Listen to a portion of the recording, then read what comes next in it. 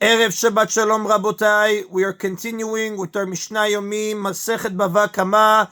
We are up to Perek Gimel Mishnah Zayin. Today's Mishnayot should be Le'ilu Nishmat Neria ben Svetlana Ranbai Eliyahu ben Burcha Israelov Chana bat Miriam Sason ben Raya and Yoshua ben Shifra Menuchatam beGan Eden Amen. And להבדיל בין חיים לחיים ודרפואה שלמה ודניאל שלום בן רוזה בתוך שאר חולי ישראל. The Mishnah begins, המבקע ברשות היחיד והזיק ברשות הרבים. If someone was chopping wood in his private property, causing chips of wood to fly through the air, or the blade of the axe flew off the handle, and he thereby damaged something in a public place, ברשות הרבים והזיק ברשות היחיד, or if he was chopping wood in a public place and thereby damaged something in another person's private property, or if he was chopping wood in his private property and thereby damaged something in another person's private property, chayav. In each of these cases, he is obligated to pay damages. Although the damage was done not by the person's body but by the chips of wood, he is liable to pay because he gave force to the wood as though he threw it. This is an application of the rule kocho kigufo. His force is like his body, and that is then of Mishnah Zayin. Mishnah Chet discusses how damages are reckoned when two animals injure each other, or a person and an animal injure each other. Shnei shvarim tamim shechavlu ze et ze.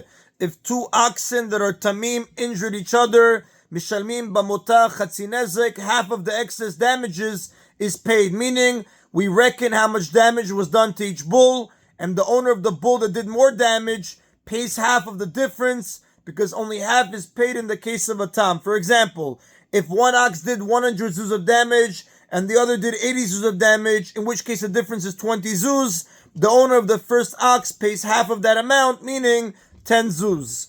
Shnei muadim, if both are muadim, mishalmim bamotar nezek shalem, the entire excess damages are paid, meaning the owner of the bull that did more damage pays the entire difference.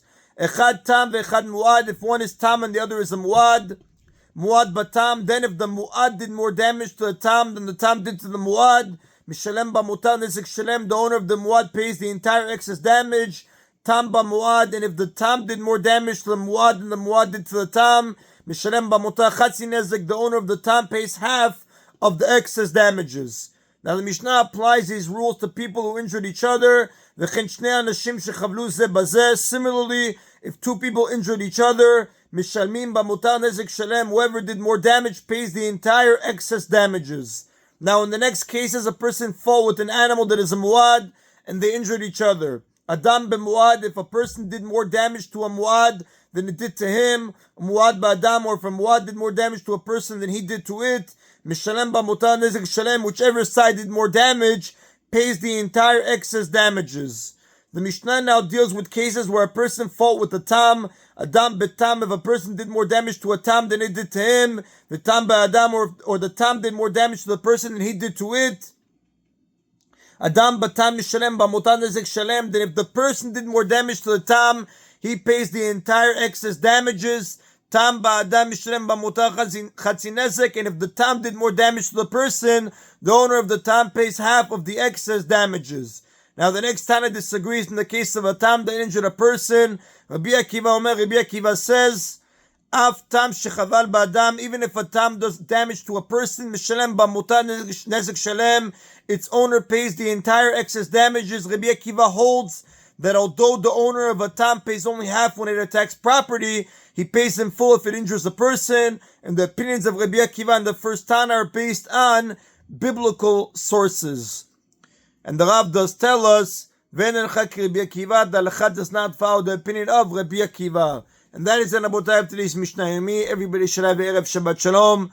Baruch Adonai Le'olam. Amen. Amen.